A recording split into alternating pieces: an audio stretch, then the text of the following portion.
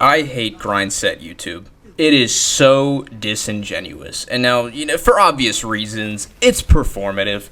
The cars are rentals. The houses are real estate showings. You probably heard this before. I'm gonna tell you again. If this shit was real, and if this shit really worked, they wouldn't tell you how to do it. They wouldn't tell anyone how to do it. That's not how billionaires stay billionaires. It's not how millionaires stay millionaires, right? They don't tell anyone. It's all bullshit. That's not the topic of today's video. Maybe another day. But there is a phrase in particular that comes up a lot in the Grindset genre that I just despise, right? And that is related to today's topic, and that's reading. How should you incorporate reading into your daily life? Oh. You gotta read your 20 pages, bro. No, this is stupid, and it's a horrible approach, right? Trying to quantify the amount of reading that'll lead to success inherently taints the experience. It's going to hinder your engagement with the book. You got to have that genuine interest. And, for example, right, and this one's pretty damn obvious, right? Learning new words. When I read a book and I see a word that I think looks pretty fucking awesome, I take a sec to stop, look it up in the dictionary, learn the word, and not only do I learn it, I incorporate it into my vernacular, my vocabulary, right? I learned one of my favorite words, right, through reading. Seldom. All it really means is rarely, but hey, it's a cool way of saying it. So I learned it, and I started using it, right? This is how reading can just genuinely make you smart. It's going to force you to also be a more creative person in general, too. You got to use your imagination while reading books, entertainment books, right? Sure, the author has created a world and describes scenes, but for the most part, a lot of the heavy lifting is going to be done by your brain to actually create images from the words on the page. And even then, it's not just images, it's voices, right? The authors create characters and we give those characters voices, right? Maybe in your head a character has an accent, maybe they don't, right? I don't know. Our ability to create mental imagery is known as phantasia. It's our mind's eye. Now, I will say that this is a spectrum. A lot of people have a big challenge with reading. The challenge being that it's hard to get past that mental barrier of books just being pages of words, right? It's not always their fault, though. Yeah, some people just don't give a shit about reading, but a lot of people might have hypophantasia or aphantasia, right? Maybe they just really have a hard time with these mental images, or they can't make it at all, so it makes it a really boring experience, and that's maybe why they prefer audiobooks to get their, reading, quote-unquote, in, right? As I mentioned before, it's got to come from a place of interest. You need to read books you actually give a damn about. Instead of reading Rich Dad, Broke Poor Dad, whatever, maybe read The Hobbit. Maybe read Dune. Maybe read The Divine Comedy. I don't know, man. Read something. Read a book. Not bullshit. The idea that you need to read any particular book in general is, again, something that will inherently ruin the experience. Right, there is a big reason as to why a lot of people in this generation, right, don't really have that love for reading.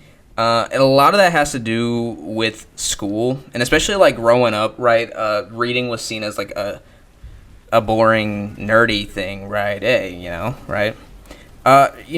In elementary school, we were encouraged to read. We had things like the book fair where reading was hyped up, and the book fair was hyped up primarily to get money from our parents, right? But we still were excited to go, right?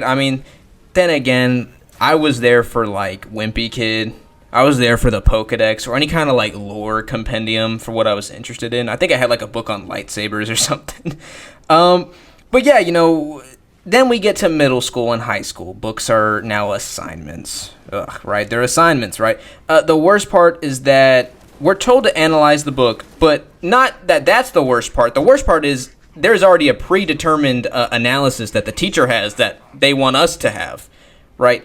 So it's not really us thinking about it. It's just, okay, we need to look for what makes the most sense in an academic standpoint, right? This is often going to cause the book to lose the value of its own content on the pages, right? And it's going to lose its value in the eyes of the reader, right? A book is so much greater than its general themes, right? The authors create these worlds for us, and they're more than just themes, right? There's so much more. There's so much depth put into some of these worlds, right? You're naturally going to care about something less when you're told how to feel about it. I could tell you that Dune is a warning against charismatic leaders and false messiahs, and yeah, that's an intention, maybe an original intention, but I could not for the life of me tell you how in any way at all that correlates to the God Emperor of the known universe going on a rant about how he prefers to have an army of chicks in skin-tight suits because an army of dudes Might end up gay. they might end up gay if they get a little too aggressive. But actually, if the women are lesbians, it's okay. As long as they're not gay dudes, right? Point is, books aren't meant to be interpreted by any one person, and this ties back to the use of imagination. The world of one book in your mind is going to look insanely different from than it does in someone else's mind, right? Also, as a side note, read physical books. I promise you, it is so much easier to engage with something that you can actually hold and flip through, right? That was kind of a bit of a tangent as to how I feel books should be engaged with on a fundamental level, right? And of course, I was mostly talking about entertainment books, right? But I think you could still apply this to informational books, right? Be interested in what it is you want to learn about. Let me just talk about how this shit improves daily life, because that's very important. Obviously, yeah, it's entertainment, but it does help slow things down a bit. People talk about attention spans, and dude, books are a really good solution to it. Probably not for everyone, but, for the most part, a lot of people that have gotten into books that, I've watched a lot of videos, people talking about it, and they bring this up as a huge point. And yeah, it's true. For example, like when I first started trying to read more, and even sometimes now this kind of happens, but I think that's just like a me thing.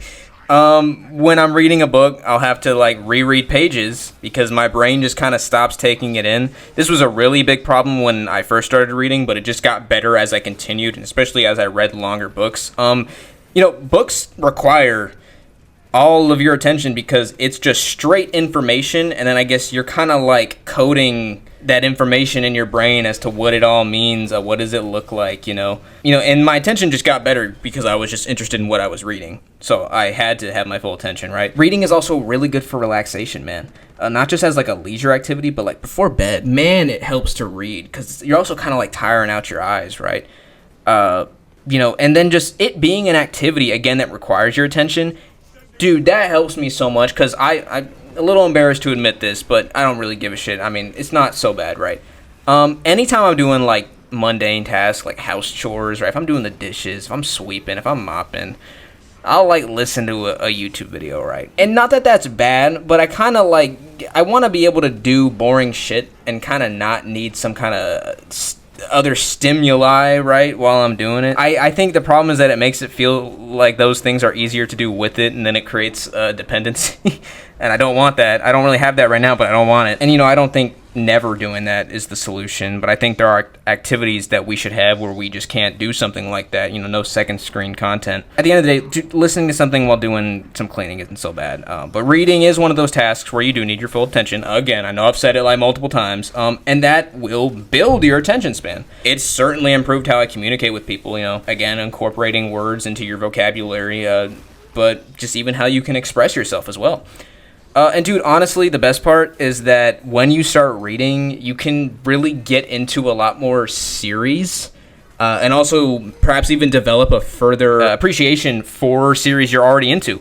For example, I've been reading a lot of 40k lore recently. I'd always really been into it. I would watch videos and I would learn about some things. I'd read a little bit, but now that I've spent 3 years now just reading books and just building up that love for reading, it's made it extremely easy to dive into a massive 40k book, right? I still think I only know maybe 3% of lore, bro. I don't know. There's so much. But again, whatever book I'm reading is just something that I can fully enjoy nowadays, and that's great. Whatever book I'm reading is also a good conversation starter because I might have it on my desk with me, or I might be reading it, at work or at school, my free time, and then someone could ask, hey, what are you reading? What's it about? And I can actually sit there and I can tell, like, hey, this is what it's about. Let me tell you about what I like. Let me tell you what this book is about.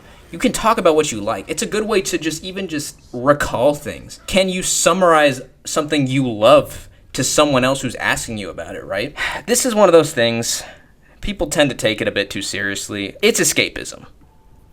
Books are primarily escapism. That's how I feel. Sure, like books, if you want to, on a fundamental level, primarily it's to transfer information to other people, right? Sure. But I would say books as they are today, overall, escapism. You're usually reading a book because you are reading it for entertainment, right? Some people might just find reading boring, man, based off of what they read for school or maybe someone recommended them a book and it just wasn't for them.